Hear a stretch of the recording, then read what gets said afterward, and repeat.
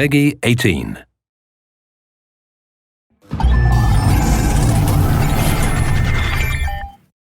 Hello everyone, I'm Colin Graham. I'm the animation director on Watch Dogs, and today I'm excited to present to you a vertical slice of the Watch Dogs free roaming experience. So actually, this is not a mission. Everything we're going to showcase today is completely systemic, and we're free to do as we please. We start off in the wards, the low-income district of our interpretation of Chicago. When creating the world of Watch Dogs, we wanted to stay true to the city and give a unique flavor to each and every neighborhood, not only in terms of the architecture, but also in terms of the people that you'll encounter and what is happening in their day-to-day lives. In the wards, you'll see working-class citizens, rusty cars, gang members, abandoned houses, and low-grade pawn shops. It's really not the kind of place that you're going to want to be alone after dark. Nowadays, modern cities are increasingly managed by software, controlling traffic lights, electricity grids, and surveillance systems. In our version of Chicago, this management software is called CTOS, or the Central Operating System. The CTOS controls everything in the city, and it was created by the Bloom Corporation. Since the CTOS has been installed in Chicago, people get to work faster, the crime rate has dropped, and the communication networks are now more accessible and stable than they ever were before. It goes without saying that if everything is connected, somebody able to take over the system would be extremely powerful. At this point in the game, we don't have control over this district's CTOS system. The icons that you see over people's head mean that we cannot hack into their mobile devices at the moment. We need to find the CTOS control center, install a backdoor virus into the system to take control over all of the infrastructure in this district. There it is, the CTOS control center.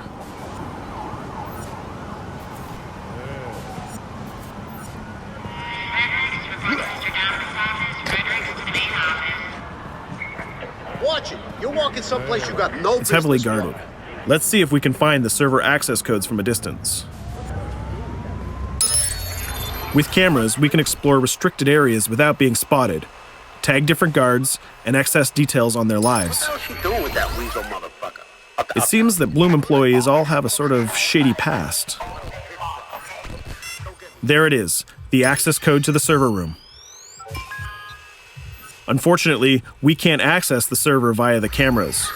We need to sneak inside.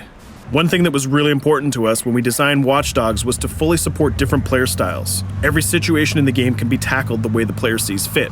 In this situation, we can go all out guns blazing, completely stealth without the guards ever seeing us, or we can hack from a distance without ever setting foot inside the restricted area. Let's hack this forklift. Aiden can use the environment to distract and lure guards. Pretty much anything you hack has multiple functions. So, for example, you could use this forklift to access the roof, or you could use it to create cover. Hacking in Watch Dogs is all about player expression. Let's set an improvised explosive device so we can hack it a little bit later.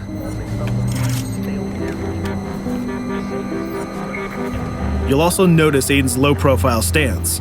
This indicates when the guards are unaware of our presence. We'll try to reach the upper level of the building to see if we can gain a vantage point over our opponents. Everything in the environment can be hacked, so we're going to make some dynamic cover. That's how you spend a day off. Some quality meat. We'll use this forklift to lure the guard towards our IED that we set earlier. Let's see how this plan unfolds. You're working them on.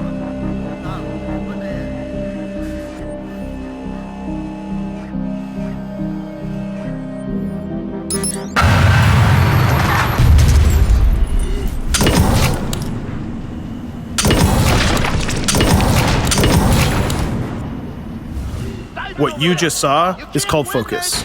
It represents Aiden's analysis capabilities and his quick reflexes. This gives the player more time to combine core game mechanics together, such as shooting, hacking, and driving, in order to handle more complicated situations.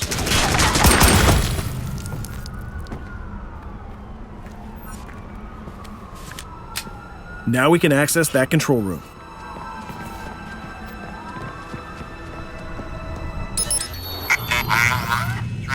Drop 2, 5.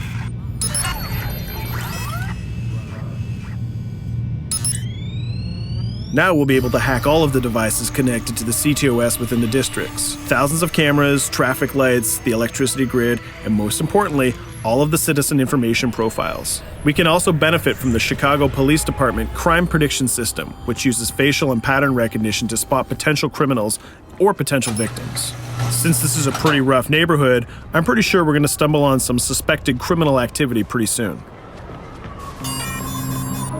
And there it is. The system just pushed an alert of a potential crime. We can see the system trying to triangulate the location on our minimap. Take note, this isn't a mission. This can happen anywhere at any time. We've just spotted a potential victim. It's always up to the player if he wants to investigate or not, to take action or not. So let's see how this turns out. Yeah, you're right. Could I just...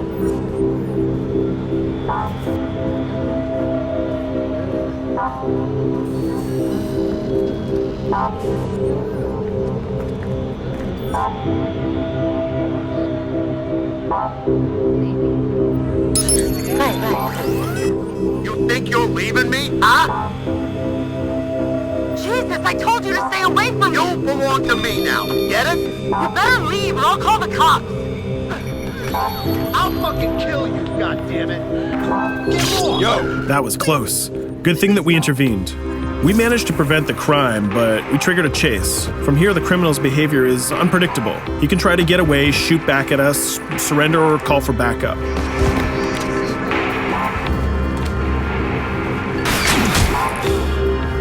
It seems like he decided to get away by car. Let's chase him down. In Watch Dogs, we have a wide variety of vehicles. Each one of them has their own unique properties and handling. Let's see how we can use the CTOS to our advantage to neutralize this criminal and leave the cops to deal with him later.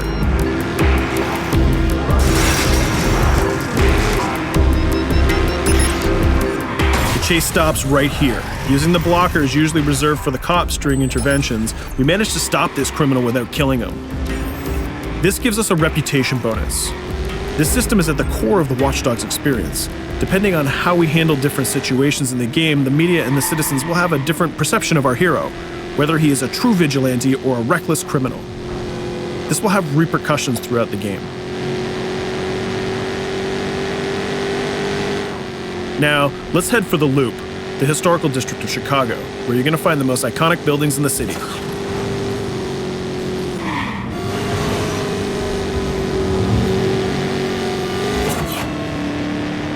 We're going to go to a gun shop to see what arsenal is available for players. The economy is a big part of Watch Dogs. Players will be able to grow their arsenal with weapons and craft their tools in order to increase their power and their hacking abilities.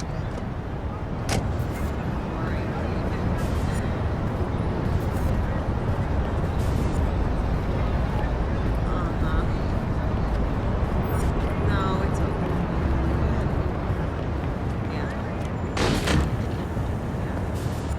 You will find all of the weapons that you would expect in a traditional shooter. Pistols, assault rifles, guns, sniper rifles, and grenade launchers, just to name a few. A lot of bullets were fired in our last encounter with the CTOS guards. Let's stock up on some more ammo. Finding everything.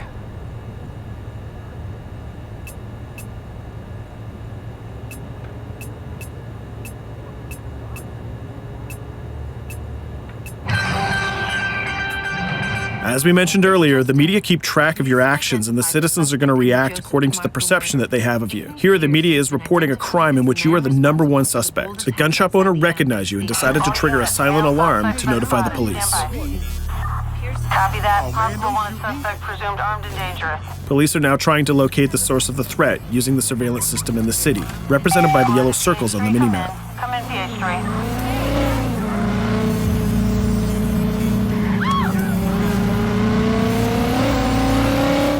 Aiden is able to stall their efforts by hacking into their communication systems while avoiding the scanning areas.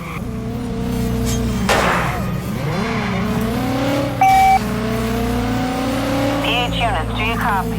Repeat, squad to all PH units. Once they've lost our trail, we can go back to our activities.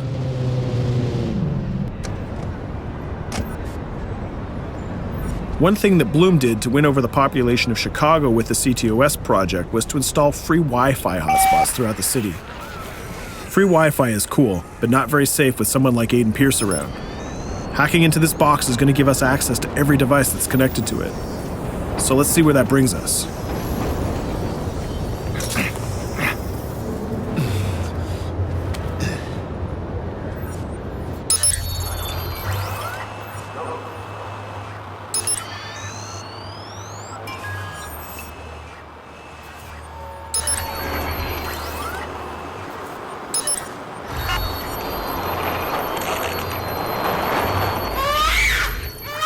We just hacked into the webcam of a laptop. It seems that we're in the apartment of a mother and we can hear her baby crying in the background.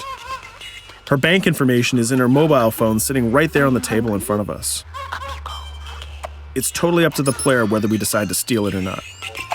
Of course, this won't affect our reputation because nobody can witness this action. Just like in real life, nothing is totally black or white, but rather many shades of gray. This is exactly the situation where we want the player to question his own morality. Let's go withdraw that money. If you think that you're alone, think again. Aiden is not the only hacker in town. Someone's trying to install a backdoor virus on Aiden's phone in order to steal a portion of the information that he's gathered through the game so far. First, we're gonna have to reach the area where the signal is coming from.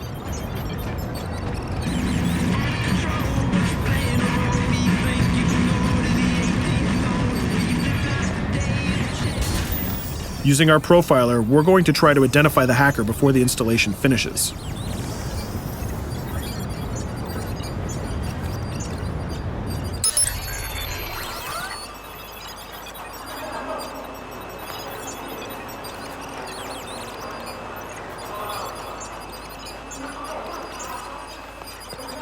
There he is. In Watch Dogs, things aren't always what they seem to be. This is actually another player that seamlessly came into our single-player experience. Let's not let him get away with this. We're going to teach this guy a lesson.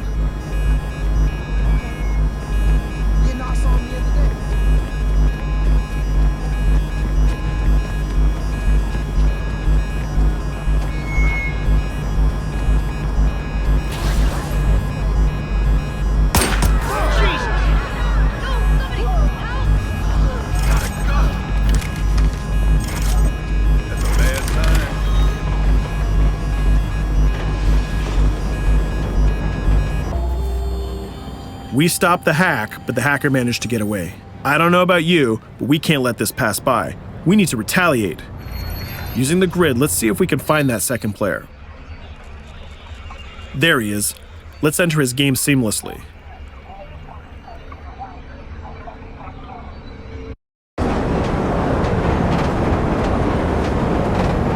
The second player is not yet aware of our presence.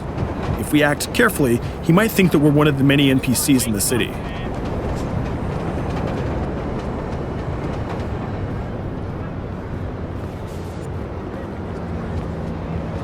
What was that?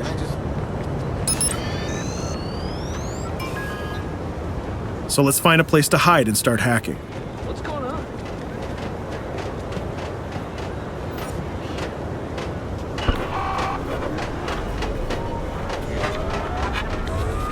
The second player has just been alerted that a breach has occurred on his phone. He's trying to find us using his profiler.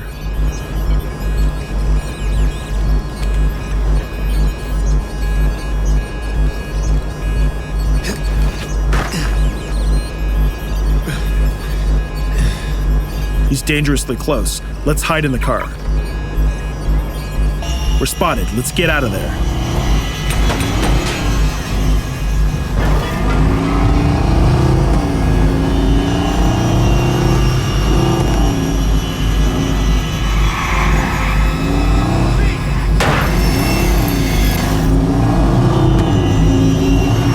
Let's set up an ambush right here.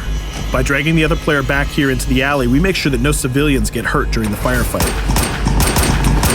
We didn't succeed in hacking the second player, but we did get a little bit of revenge. So that's what we have time for today. We hope you enjoyed our quick gameplay session. Stay tuned for more about Watch Dogs.